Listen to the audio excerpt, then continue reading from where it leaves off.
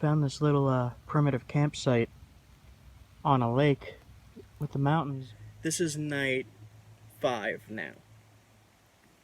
And I've been to this campsite before last year. And I really enjoyed it. It's really quiet. It's on this beautiful lake. There's mountains with clouds right over there. There's maybe one house out that way. And there's a small highway behind me. I don't know if you could hear some cars coming through, but there's not really many people in this area at all. There's a couple people coming through on boats just every so often. It's really quiet. It's kind of remote, and I'm really enjoying it so far. I think in a little bit that I'm going to maybe do some flint napping. It's been storming all day. It's been raining, thundering, lightning. It's still raining. But I think I'm going to do some flint napping before it gets too dark to do anything, because I've been really wanting to do something. Besides go to repair places. This is where I'm camping.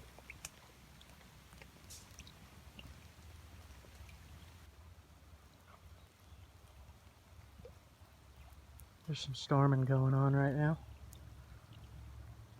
But I just finished napping up an arrowhead. And I'll show you what that looks like. But man, the scenery.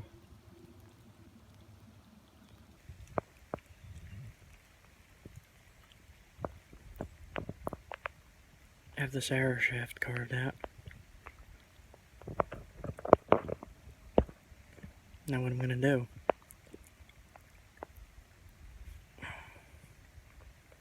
just put this as snug in there as I can.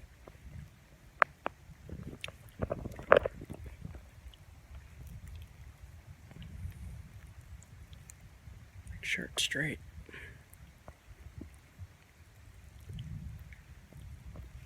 This footage is going to be a little shaky because there's a bit of a storm going on. My feathers are kind of wet. I'm chewing some moose sinew. And I'm not going to use any glue at all. And I'm just going to wrap that.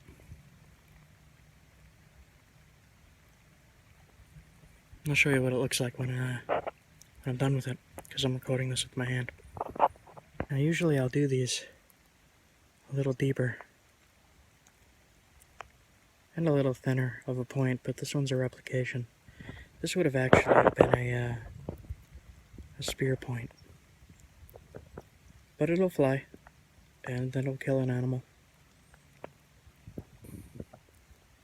I just wrapped it with no glue. Trying to get some good light for you here so you can see there you go.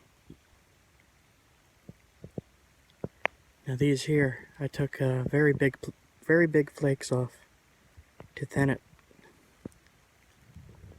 Then on the other side, I took really little flakes to sharpen it. And you could see little tiny shots of rock taken off. And on this side, bigger shots of rock taken off. Now it is just a replication. But if you have a high-powered bow, this'll work. This'll definitely work. It's on bamboo.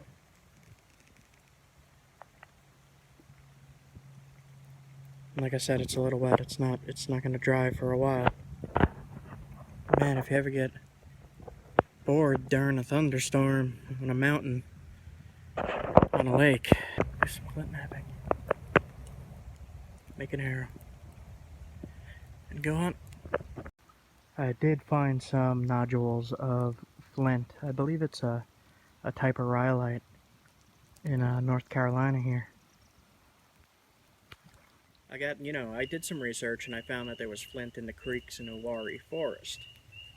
And I got really excited because I've been looking for a fairly local source of flint that I could just, unlimited, without damaging anything, without messing up any archaeological sites, without, completely being ethical. Just take it out of a creek or a river where it's, rocks like this.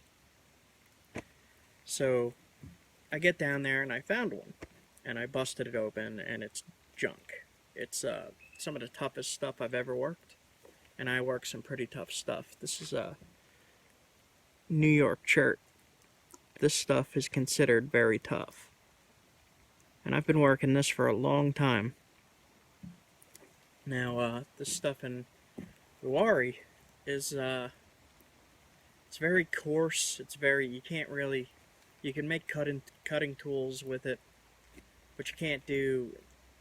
From the little bit I experimented with it, I did not like it. I wasn't able to get too much rhyolite. The stuff that I did get, I got maybe small pieces like that were decent. Everything else was garbage. I couldn't use it. So luckily I brought a little bit of flint with me. The New York stuff.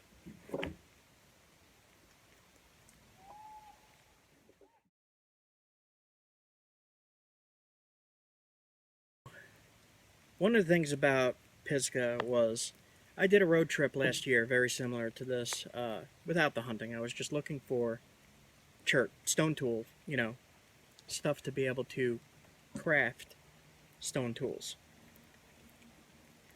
And we were in a bit of rain then too, and we came into a campsite at night, and I couldn't see, and I immediately started sliding in the mud. So I'm sliding past the campsite, and there's a raging river right here. So luckily the car stopped right at the edge, and I had no signal. So Leah runs out into the road because she sees somebody driving past with kayaks. Now this is again like 2 o'clock in the morning. There were people luckily setting up to go downriver in the morning, and they were dropping off their kayaks. So these two nice guys got out of the car and helped pull and push my car out of the mud and stopped it from falling in the river.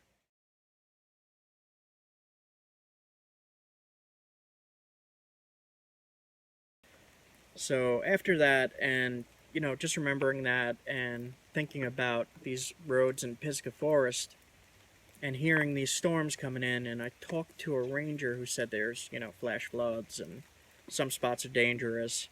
I was like, okay, I'm going to go somewhere where there is not horrible dirt forest roads.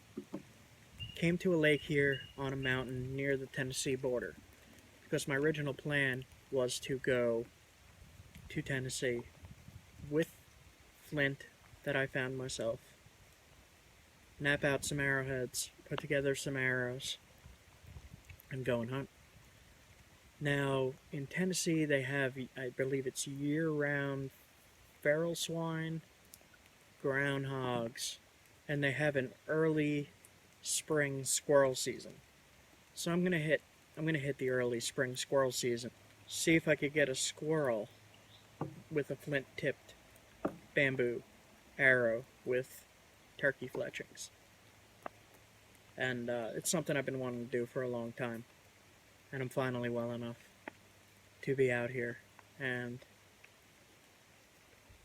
we'll see. I'm going to ride this out for, I think it's going to be 4 or 5 days. I'll stick around here for 4 or 5 days. And then head into Tennessee and get my hunting license. And we'll see how that goes. Hopefully I'll be able to record a squirrel kill for you. And you'll be able to see how I do that with primitive technology. I'll get back to you. So I'm going to give you a little tip. Fire pit's soaking wet. I have a little bit of probably dry wood under the tarp. So if you ever camp and it starts raining, throw your tarp on top of your firewood. The other thing you could do is, if you want to start a fire quickly, you look for a pine tree and you look for this. Now that's called, well, that's pine sap. And if you look at it, it's very sticky. Now I'll show you a little trick with this. If you come over to the, if you come over to the fire pit and you look in, it's soaking wet. So what you do is you find some of this pine pitch. This has been getting rained on for hours now. So if you have dry stuff under the tarp and you have some pine pitch, it might be slightly damp, but the pine pitch should light enough to help you get that fire started.